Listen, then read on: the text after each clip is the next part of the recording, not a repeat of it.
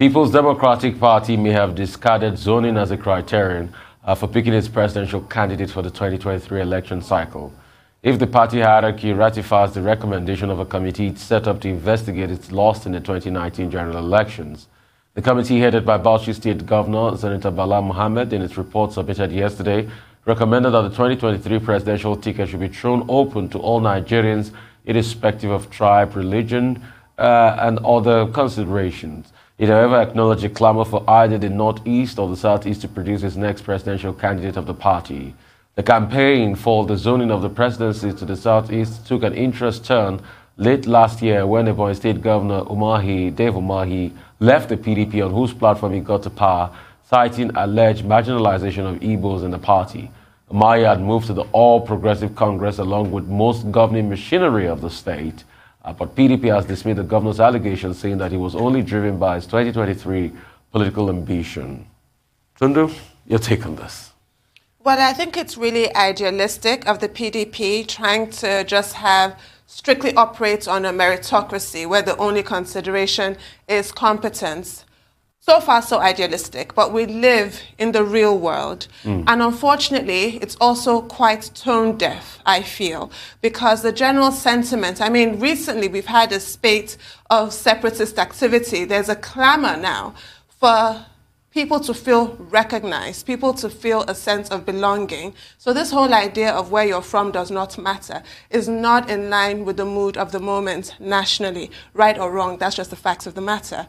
And this is what zoning aims to address, to make people feel like they belong. And there's been a perception that if we're going to really practice rotational presidency, the Southeast has been left out. PDP, overlooking this glaring fact that has been the topic of, national discourse for a long time now, could really work to their detriment, I feel. But 8 months is a long time in politics, because you'll recall that last year, President Buhari's nephew, Maman Dara, said, he made a comment in an interview with BBC Hausa, I believe, that there should be no zoning. Exactly what PDP has come out to say today. And the same PDP pounced on him and completely rejected that claim, and that's where they are today. So that's interesting, actually. But yes, I understand, I tend to understand the merit of an argument as long as it's based in logic. However, the practicality thereof is an entirely different matter. People do want to be assured there's a sense, right or wrong, that there is marginalization. People want to feel included. People have the right to feel included. And beyond all of this, if only we would finally fully restructure Nigeria, this would be a moot point. Where the president is from would be less important. That, for me, is really what needs to be done. And I hate to sound like a broken record because I'm always banging on about it, but I think that's really what needs to be done now. I mean, the conversation is around the PDP that have always done zoning. All of a sudden are backtracking from this. A lot of other people are saying, why is it at this time? Why now? When there's supposed to be, based on these same zoning arrangements they had, or the gentleman agreement, there's supposed to be a move for power to the Southeast. Why is it now they're backing down from this? Why Even in the statement you just read, did you notice that they said who has been marginalized? The Southeast and the Northeast. Yeah. There is no question about the Northeast. Why is the Northeast even been included? Because if really we're to understand what rotational presidency is in Nigeria, is that it moves from north to south. Definitely. It's not supposed to move from northwest to northeast. Yeah. So this issue of even raising the northeast seems a bit strange at this point. It's north to south and then back to north. Then we can start discussing northeast. But anyway, it's a PDP committee that recommended this. It's a recommendation. Yes, and they wrote, I read in the statement the word may. Yeah. May is the operative word. But it does not matter whether it's a committee. A PDP committee is still the PDP, right? Yeah. May still means it's on the table, so we have the right to discuss it. Definitely, we have the right to discuss it and talk about it, as we also will do with other events happening in this country at this point in time, other events of national importance. But another insight people will want to look out is, and you said it very rightly, amidst all of this insecurity, the agitations that are beginning to rear its ugly head. The agitations, people increasingly saying it has to be my identity. There's a talk about Oduduwa Nation. There's a talk about Biafra. A lot of people are saying this at this point in time. who will listen to those voices and do something about those voices, who will call those voices on the table. Because when you look at some of the arguments, they say killings, for instance, in Ibarapa and some other areas, led to those agitations. And those killings did happen. So those voices have to be heard. So this is why I'm wondering about PDP not reading the room. I always like idealism, it's great, but we also have to be pragmatic. That is just not the mood right now. Yeah. So I'm really surprised that this is the time they choose to jettison zoning. We have never been more divided as a country along the lines of ethnic nationality. I think it's really shameful and it's very unfortunate, but this is where we are. So to fail to acknowledge that at such a level, in such a crucial time as this, and at the same time, Nigeria is in such a state of disarray.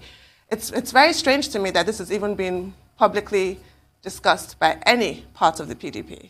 Anyway, like you said, 8 months is a long time. 8 months ago, they said, no, it has to be zoning. You'll recall, Mandara was criticized for saying that. Now a report is out there saying otherwise.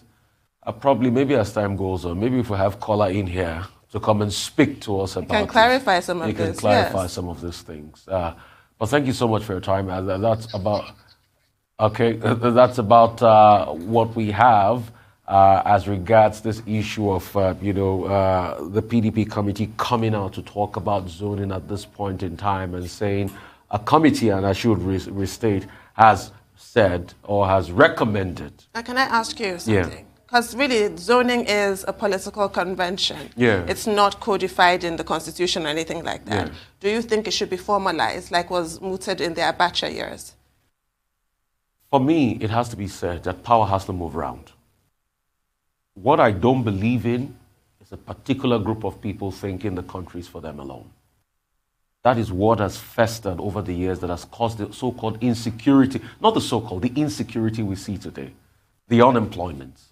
The fact that the political class think that they can run things by themselves and it has to be a certain tribal extraction. So I believe to a large extent, we must have a mechanism, maybe codifying it like you said, we must have a mechanism to ensure that everybody, to have that sense of inclusion, takes the seats. Not only the major groups, tribal groups, the minorities too.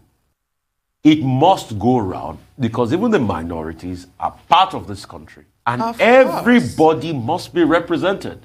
So it is the inadequacies over the years, the grappling, it's about this and that. No. It's not about a Yoruba, Igbo, Hausa person. It's about an Igbira. It's about a thief. It's about an Ibibio. You can call them minority, but it must be able to go around. So after we've settled that, then, like you said, we can bring forward the ideology of, where you are from doesn't matter, it's competence that matters. We want that too.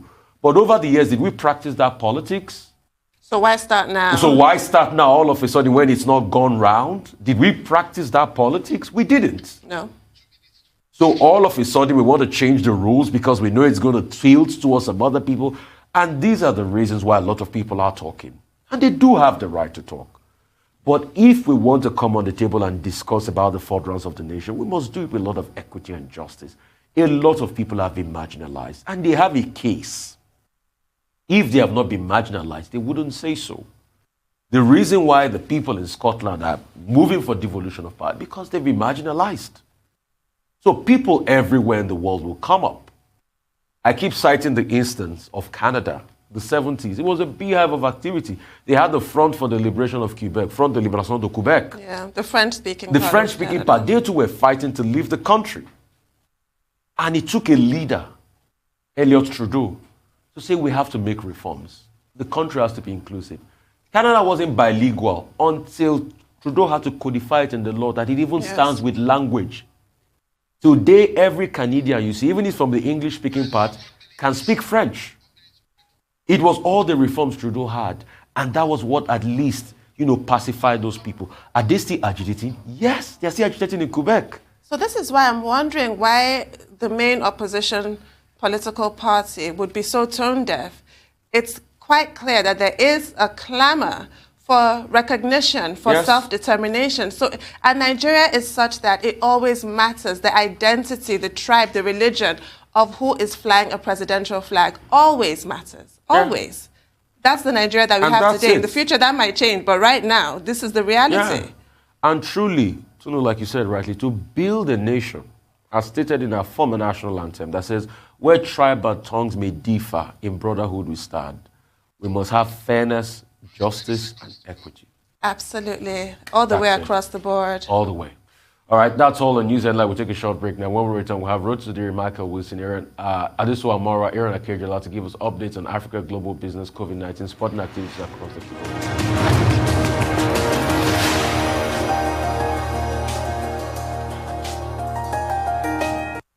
Right, welcome back to the morning show right here on the Rising channel. We'll go to our dependable Rotus. Rotus, how's it going? It's going fine. So close. I know. Good morning to you. Good morning to you. Yes, indeed. Good morning to all our viewers. So we kick off with the ongoing Shell. Well, it's no longer ongoing now, but the Shell and Eni, the oil companies, Royal Dutch Shell, Eni, the Italian oil firm, they've been acquitted in Italian court with respect to the OPL 245 corruption trial that's been ongoing now for quite a while. Remember, Danny Tete, former oil minister under the Abacha regime, and his company, his Malibu oil firm, facilitated the acquisition of that OPL 245 for Shell. Shell paid some money to the federal government of Nigeria at that time, and there were accusations of corruption with respect to the amount of money to the tune of about $1.4 billion that was paid. And so they were acquitted. The Italian court in Milan said that there was at this point no case to answer.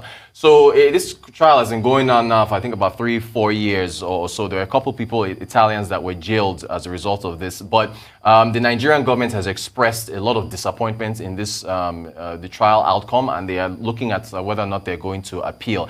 This doesn't end for Shell and Eni, because I understand back in 2019, prosecutors in the Netherlands said that they were going to be looking into this case as well and going to be possibly filing corruption charges. Also, the federal government of Nigeria also filed charges against JP Morgan for facilitating the transfer of the funds over to the federal government. JP Morgan says they have nothing to do with it. So it's not, while this is a victory for Shell and Eni for today, this is still possibly going to continue if the federal government of Nigeria chooses to appeal, which I think they might. So we'll see how things turn out there. More oil and gas news. Timi Silva, the Minister of State for Petroleum Resources, was at an event in Ibadan for mining and geosciences. And he said that deregulation is going to happen. That's for the downstream sector, for PMS. Will happen before year end. And he made an interesting comment saying that the federal government is looking at giving Nigerians a cheaper alternative to fuel before they deregulate. And this kind of goes against what he said prior, back in February of this year, where he said Nigerians have to prepare themselves for higher fuel prices as a result of crude oil climbing. But then, of course, you saw what happened last week, where the Petroleum Pricing Regulatory Agency put out a new template for March. The NNPC came out and said, well, no, there's no fuel increase in March. He now came out, Timi Silva came out and said, yes, there's no increase in March for this year. And now he's saying that we're looking at deregulation before year end. So does that mean the subsidies continue until the year is over? That's a high cost that the federal government has to chest, so to speak, with respect to where oil prices are and what it's been costing them for subsidies. So, I mean, remember they said they were going to look at compressed natural gas as being an option. Yeah, they were going to, but then there's the cost of making that conversion. Look, again, earlier they said a year ago, about to enter April. It was a year ago in April where I think the first price increase to 123 happened, and then there were some movements. But since then, it hasn't happened. So now with this comment that he's made saying we're looking at possibly year end, it puts things up in the air as far as deregulation is concerned. More oil and gas news. Yesterday, the Federal Executive Council approved $1.5 billion for the rehabilitation of the Port Harcourt refinery. Again, Timi Silva briefed reporters after the meeting yesterday and said that this rehabilitation is going to happen in 3 phases. The first phase, rehabilitation will take place over 18 months. The second phase of about 22 months, and the third phase of about 44 months.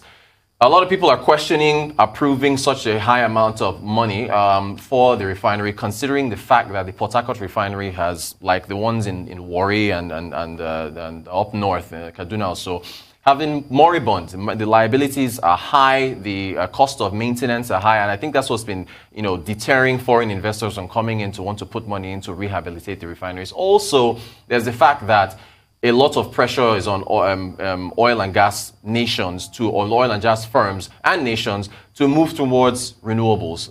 So even in other countries where refineries are up and running, there's talk of holding off on maintenance and upgrades because it's fossil fuels we're still dealing with. So.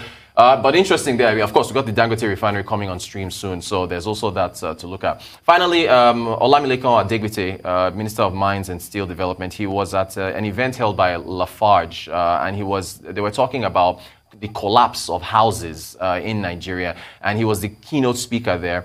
And he was lamenting the high cost of cement, saying that because the cost of cement is so high in Nigeria, it's leading developers to cut corners in order to build homes, and that's what's partly leading to some of these houses collapsing. And he called on cement players in the industry to bring down prices. Now, you can't just arbitrarily just ask for players to bring down prices, but there is an oligopoly in the cement industry where it's a few players controlling things. But yet again, I mean, we had the head of Boa Cement saying this. Minister is now saying this. A number of people, there have been voices coming up talking about how high the cost of cement is. It has impacts on the affordable housing in Nigeria. I don't know how you expect to build affordable housing when the cost of building those homes are so high. So there's a lot to look at there. And that's our African update. And cement is quite the base ingredient to build all those homes.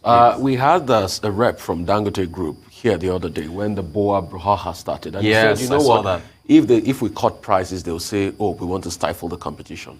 But for me, I don't want to know the infighting that goes on among the cement oligopoly. All I want is the prices should be brought down to be able to help people reasonably. Correct. Because the real estate sector in this country needs that. People need to be able to provide homes. The last time we've really provided homes, over 30,000 homes, as regards government, was the time of Sheikh Shagari. That's over 40 years ago. 40 years. Right. 40 years ago. Yeah. That's staggering. That's the time we've really had a map we're going to provide homes. And what's the reason? The cost of cement. Principally the things you use.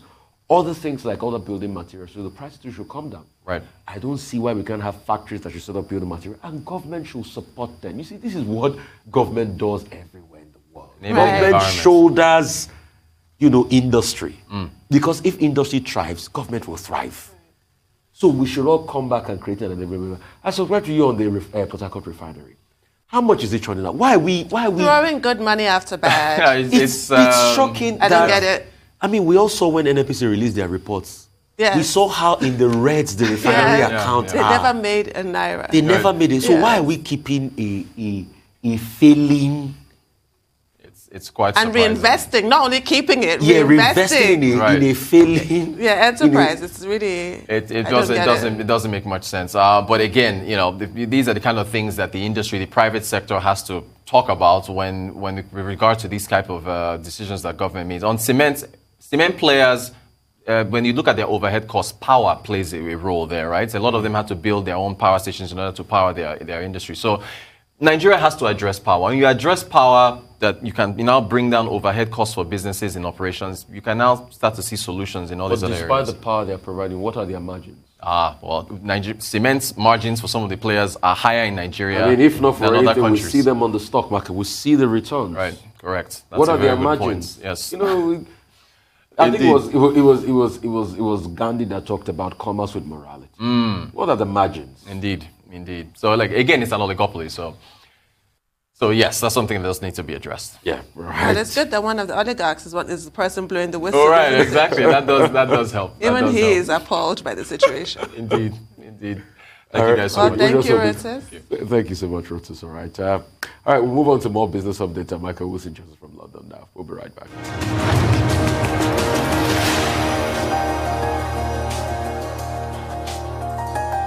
All right, welcome back to the morning show right here on the Rise Now channel, news channel. Moving on now, we've got Michael Wilson joining us now from London. Michael, it's a pleasure having you this morning. Good morning, Michael. Good morning. Yeah, Thank you very much.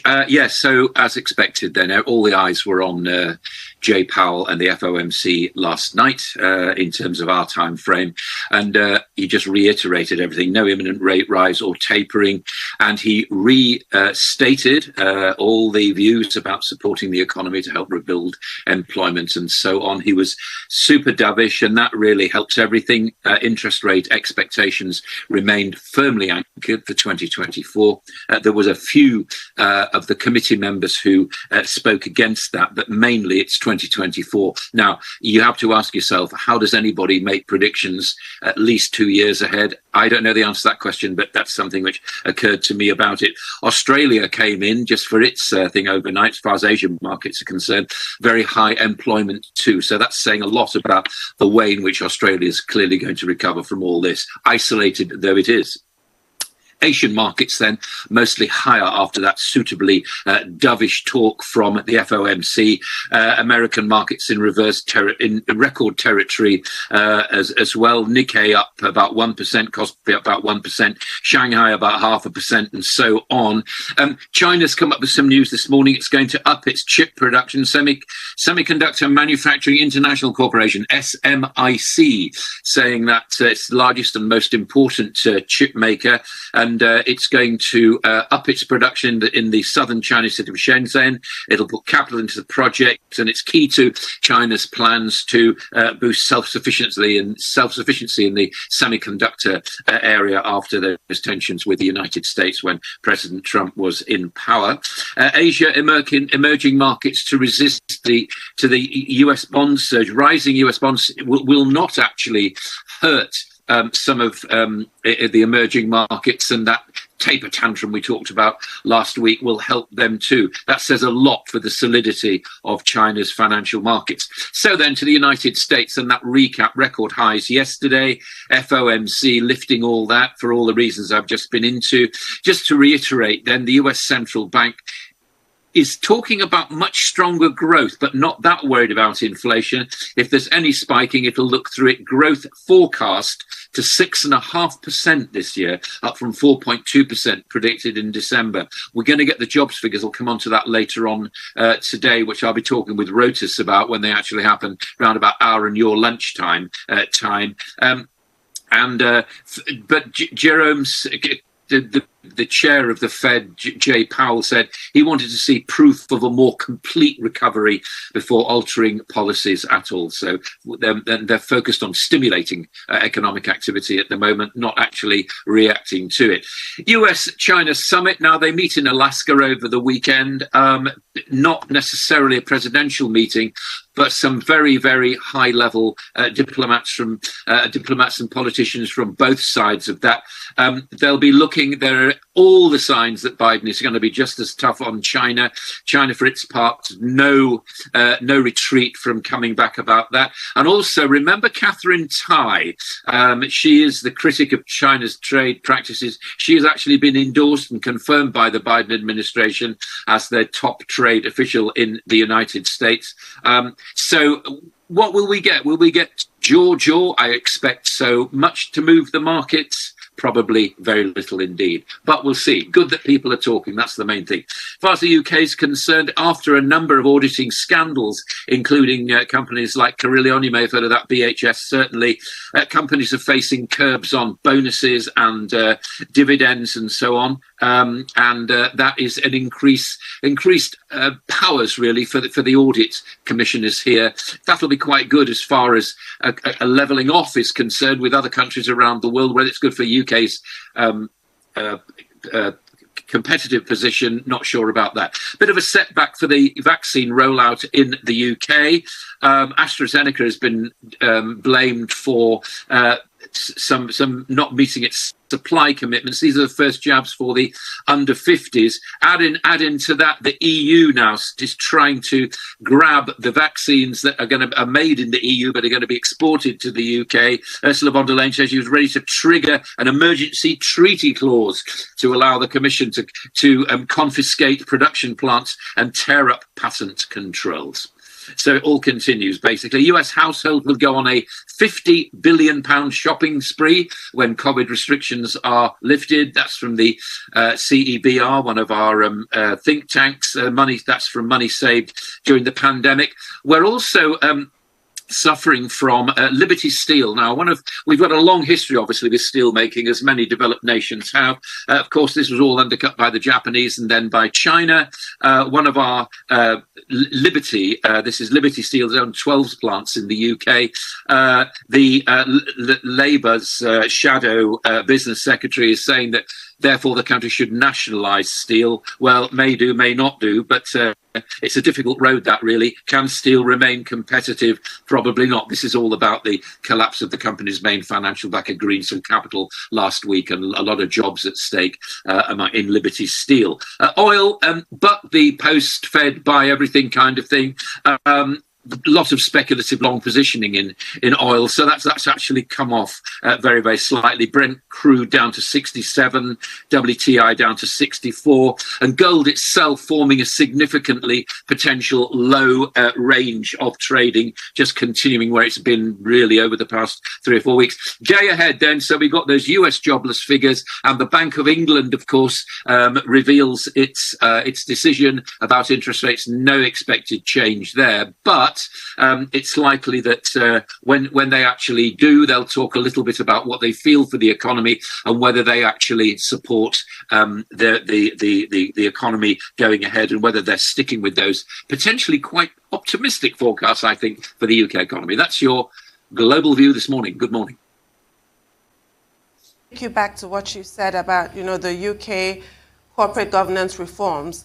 What are your thoughts on the audit reforms and the move by Kwasi Kwarteng to break up the dominance of the big four, PwC, Deloitte, KPMG, EY, by requiring that large companies also employ smaller challenger firms to conduct their audits, having a new regulator for audits? What do you think of that? And you forgot to mention the one that I felt the most keenly, Thomas Cook. Just a fixture on every high street, and now is no more.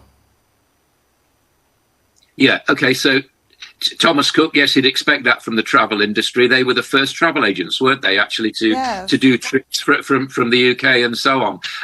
Indeed, yes, I mean, that's very sad, not unexpected. I think other companies will come up, though. Thomas Cook was looking at it. I mean, they were also currency dealers at one stage as well, weren't they? So a very complicated and big business, a big flabby business too. It's sad, but that's life. As far as reforming the big four are concerned, between them, they missed some pretty important scandals, including Carillion, including, go right back to Robert Maxwell and the Daily Mirror Pension Fund. All these companies, it's very much like closing the door after the horse has bolted. You rely on them to use their expertise to do things. You rely on them to be independent. I think actually one of the more significant things from all this and all this reform is making company directors themselves more responsible for what happens in company accounts. Now, that is going to be very difficult because that will assume a lot of financial and corporate knowledge amongst business executives that I'm not sure many of them possess at the moment. I'm all in favour of that. You should know what's going on in the engine room of your company. If you don't, you shouldn't be doing that job. So I think it's quite good. The big four will reform. People will swap jobs like they always do. There'll be a sisterhood and a brotherhood, which will keep them all going just like they do. But I think the most important thing is making companies themselves responsible for a lot of this corporate decency. All right. Thank you so much for that, Michael. But I want to ask you, Michael, is Jay Powell too optimistic in your own view? I know central bankers are dealers in hope, but, he'll be very bullish about growth in no distant time. And secondly, I want you to talk to me about the future of fossil fuel.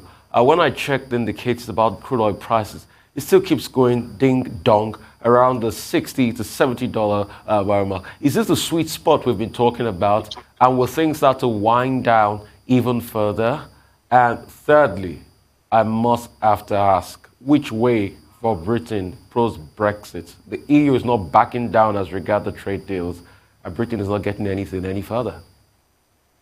Okay, so Britain is doing unilateral trade deals with countries. I still think the jury's out on all this, quite honestly. It's going to be out for a long, long time. As I keep saying about the EU, yes, I understand that. The vaccine rollout, though, has been very, very slow there. And a lot of those countries are getting very fed up with the dictatorship that the EU is turning into from governing how member states actually work, where they get their vaccines from, and so on. This will be a salutary lesson. We used to think it was about money. We stopped thinking it was about money when the ECB said, we'll help whatever. And we saw what happened with Greece. We saw the IMF go in there, and yet Greece survived, didn't it? You've got lots of countries, though, within the EU who came along for the certainty of an EU currency, now looking at what actually goes on when it faces its first absolute big crisis, which is the health crisis, health and wealth crisis. What's happening? It's going nowhere. I mean, it seems as though they're thrashing about. Countries like, unbelievably, like Germany and France are still way behind in their vaccination programs, as is Austria. All these countries that would have preached to the rest of the world about economic uniformity, economic conformity and economic expertise are now falling at this huge thing. So I don't even worry about Brexit anymore. I think it's going to be very, very difficult indeed. We'll talk about this in the coming months, but I think the deals to be done are certainly out there. Yes, the European Union is a massive trading bloc, but it's not the only trading bloc in the world, and you do not need to be a member of a trading bloc to strike trade deals. That's number one. Secondly, sorry, what was your other question? I was saying, Jay Powell, is it too optimistic for him to be able to say growth will come so quickly? All right, so it's only a forecast. It's not a figure. 6.5%, I think, is very optimistic. However, as we've often said before, you never ever bet against the United States. They've had that stimulus, and you've also had Jay Powell saying that the Fed will be relaxed about spikes in inflation. He said that at that virtual Jackson Hole conference late last year. That is still the way they go. He actually, I think, trod quite a decent line between not being stupid, but about, stupidly over dovish, but just saying, look, I think that things are looking fairly rosy. We're not worried about inflation. If it happens, it'll be a spike, and we know this. And so I think that what he said last night was relatively sensible for what it's worth. But who am I? I'm only a commentator. But that's what I think about it. The oil price, yes, there's certainly a sweet spot between $60 and $70 a barrel. Do remember, it was only it was last April, wasn't it? In fact, if memory serves, it was April the 20th when the oil price went into complete negativity. In fact, it was costing you to store oil because nobody could sell it. It's vacillating all over the place. I don't think that the discussion about peak oil is a very helpful one. I think what the most helpful short-term thing is to see where all this settles. We've got an April meeting of OPEC coming up to see what they decide. We haven't had a complete answer from Russia because Russia needs its production of oil to survive, as do other oil-producing countries. I don't need to tell you about this. They need the revenues as well. But I think, as you say, I think you're right about that sweet spot. That is the consensus view. Where it's going after this, I think it's going to be fairly tricky over the next few years. Everything over 70 makes it good for US shale producers who have not been in production, and also for green products as well. Those are the kind of things. I think it's very difficult to predict these things long term because we simply don't know what shocks are to come. All right. Thank you so much for that insight. As always, Michael Wilson joining us all the way from Doma in the UK. Thank you so much for your time, Michael. Right. We'll go for some updates on COVID-19 pandemic. We'll talk to Adesua Mara. She's got us covered in that with great insight and information as regards the COVID-19 pandemic.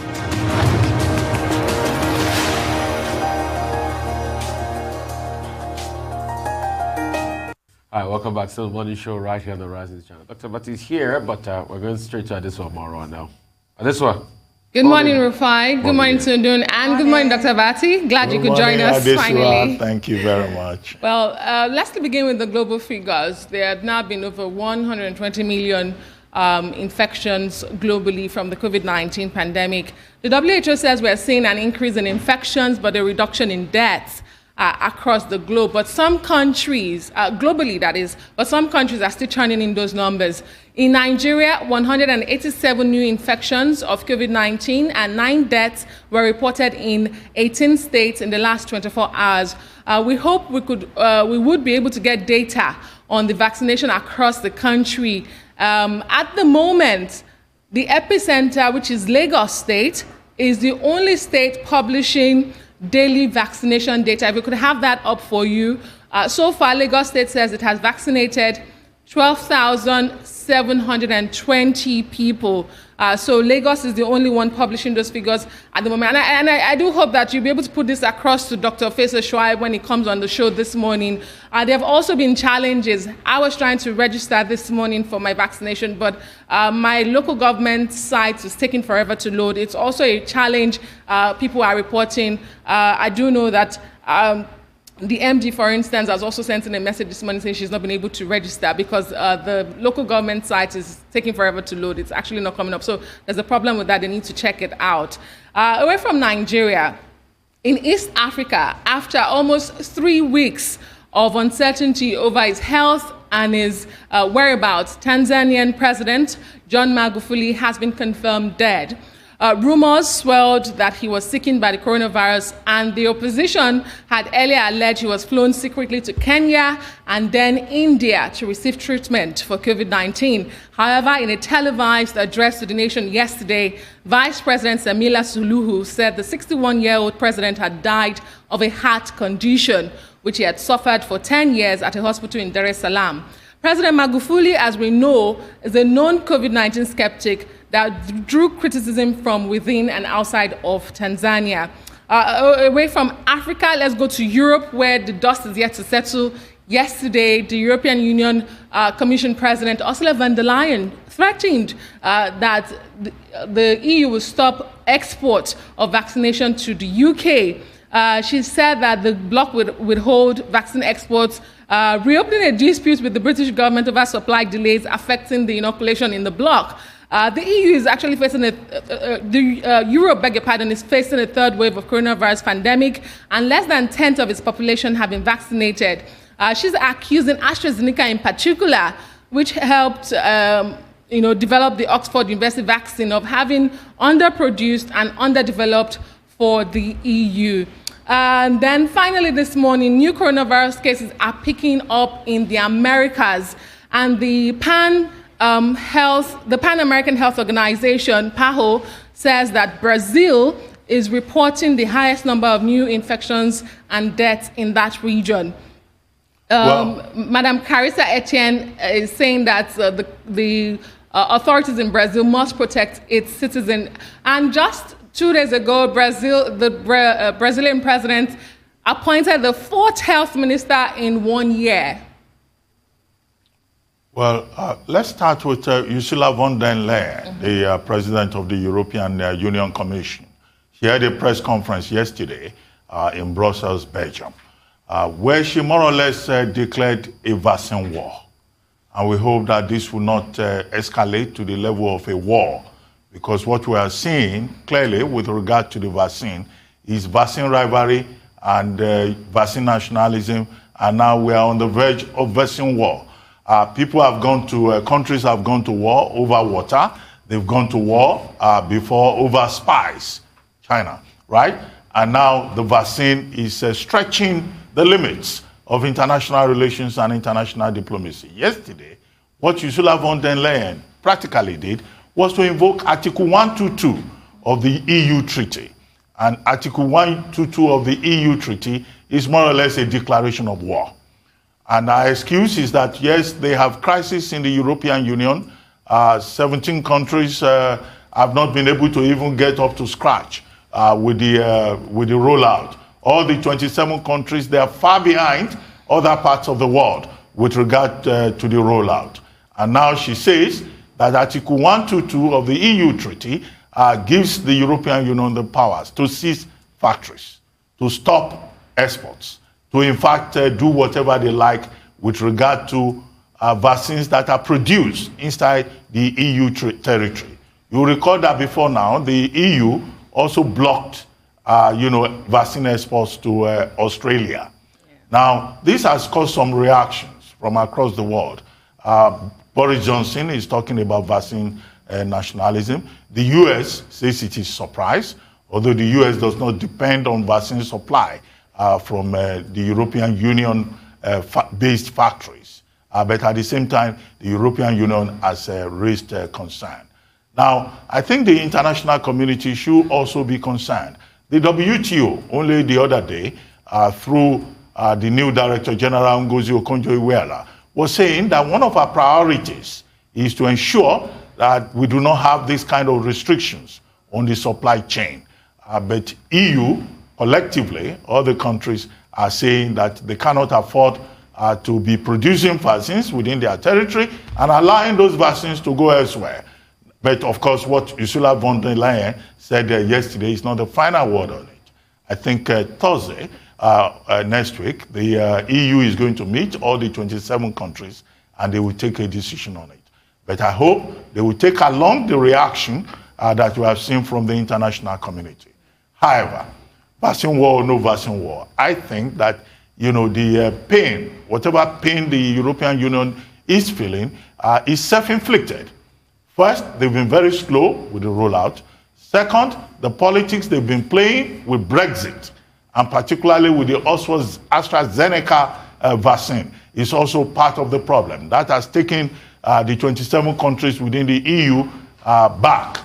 And also, they didn't sign up to the contracts on time, and they did not give approval for any vaccine also on time. So Ursula von der Leyen should be reminded, as the EU Commission President, that in part, the pain, the crisis with vaccination in the 27 EU countries is self-inflicted.